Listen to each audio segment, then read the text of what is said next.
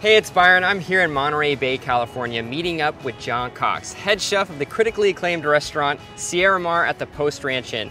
We're gonna head off to the docks to be inspired to make our own seafood dish.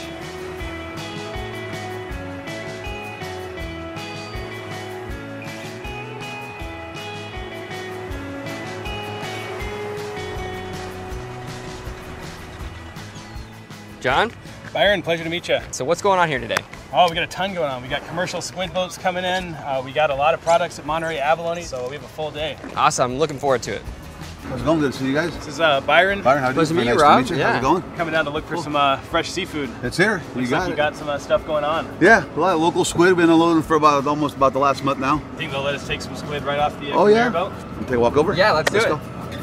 From the ocean to the boat to the dock to the tank. This is the calamari squid of Monterey Bay. This is like a ton of squid, literally. Right about a ton of squid, yes. Go ahead, John. Dig in. Help yourself. All right. That's a nice squid. Yeah, see? These ones are awesome. I think that'll be enough for what we're doing today. Before it used to be bait, now it's a delicacy on our menu. Monterey Abalone is literally underneath the commercial wharf on Monterey Bay. They grow abalone, dive for seaweed, and the tons of squid you just saw, they're right above my head. All right, Byron, what do you think? Oh my goodness, this is insane. I want to introduce you to Trevor. He and Art are the co-owners. Byron, it's a pleasure to meet you. We're like right under the dock, and I just want to know what goes on here. We have a small-scale algae farm out here. We actually have to go scuba diving for them.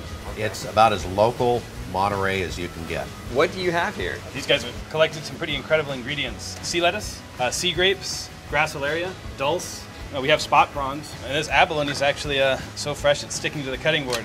That's insane. Wow, wow, wow, wow. And then my new favorite ingredient. No way.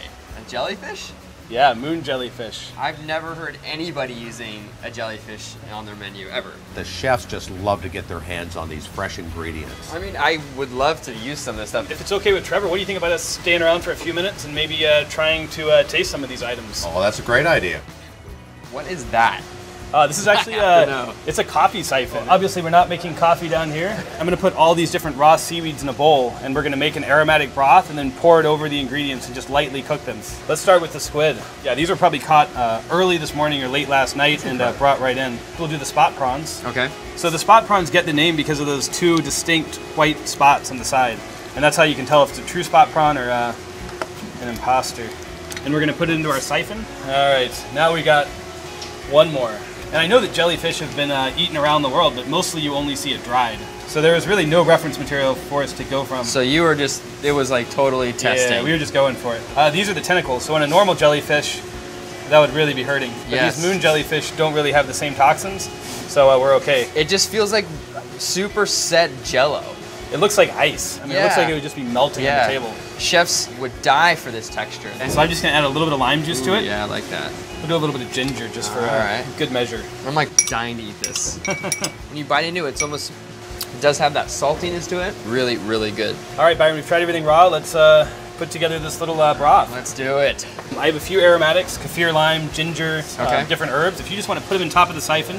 So for each of these different seafood, I'm just going to cut them into bite-sized pieces. The pressure is going to build up in this lower chamber. Yeah, you can see it rising. It's like infusing all those beautiful herbs and flavors. So you can see some of the proteins coagulating down here. Yeah. And the pressure will equalize now that it got to the top.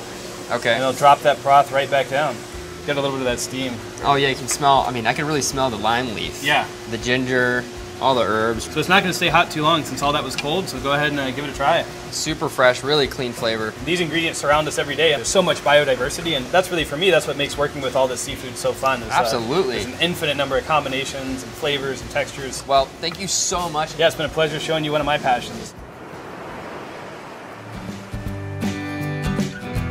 So along this beautiful section of Pacific coastline, the spot prawn is king.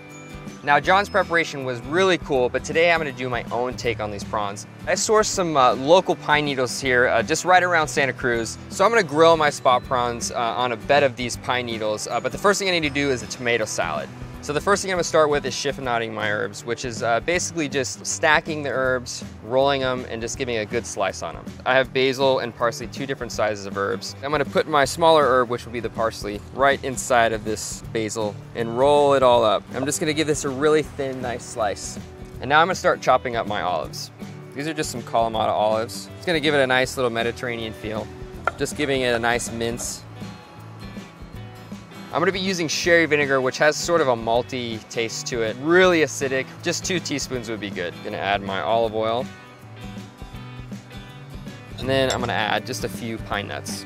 So now that's all finished, I'm actually gonna zest the lemon in here, and I'm gonna use my microplane. Just get that very outer edge. A little bit of cracked black pepper, and then a little bit of salt. Give it a good mix, and I think my pan is ready to go. So I'm gonna throw my tomatoes in there. I'm going with dry heat, no oil, you know, just some salt and pepper, and that's it. So my tomatoes are charring beautifully in this pan, but now I'm gonna start working on the prep for my spot prawns and saturate the pine needles with water and prevent them from catching fire on the grill, which obviously you don't want happening. So I'm just gonna lay these out, give me a nice bed for the prawns to rest on. So these prawns are gonna cook for probably 10 minutes on each side. As you can see, the pine needles are just starting to get a little bit dark around the edges. The tomatoes get really charred right now. You can see they're sort of just bursting at the seams. Just gonna cool them down in this bowl. The spot prawns are cooking away. So I'm gonna give these guys a flip. They've been cooking for a little bit.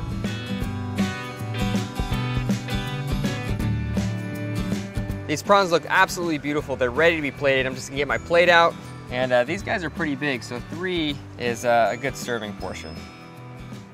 Wonderful colors. Now we're just gonna finish off this plate with the vinaigrette.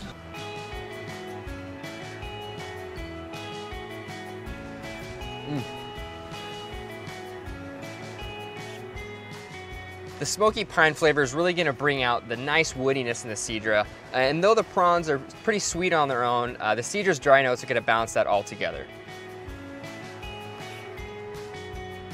Oh, beautiful. That is a wonderful looking plate.